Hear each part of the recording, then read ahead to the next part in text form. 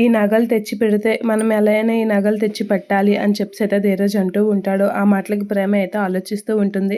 మన ఇద్దరం కలిసి ఆ నగల్ని వెతికేసి ఎలా అయినా కళ్యాణ్ గారిని పట్టుకొని ఈ పని చేయాలి అనేది అంటూ ఉంటాడు. ఇక ఇద్దరు కలిసి అయితే బయటికి వెళ్తారు.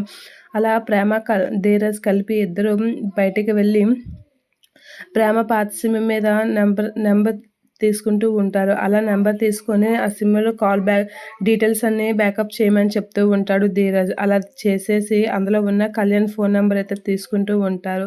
ఇక ఆ సిమ్ అవన్నీ తీసుకొని తన ఫోన్‌లో యేసుకుంటూ ఉంటాడు ధీరజ్. అవన్నీ చేశాక వాళ్ళ ఫ్రెండ్‌కి కళ్యాణ్ ఫోన్ మెసేజ్ చేసి వాడు ఎక్కడున్నాడో నాకు లొకేషన్ షేర్ చెయ్యి అనేది చెప్తూ ఉంటాడు. అలాగే అని వాళ్ళ ఫ్రెండ్ చెప్పగానే ఇద్దరైతే తన డీటెయిల్స్ కోసం అయితే వెయిట్ చేస్తూ ఉంటారు. వెయిట్ చేస్తూ ఇంటికి వెళ్ళిపోతూ ఉంటారు ధీరజ్, ప్రేమ.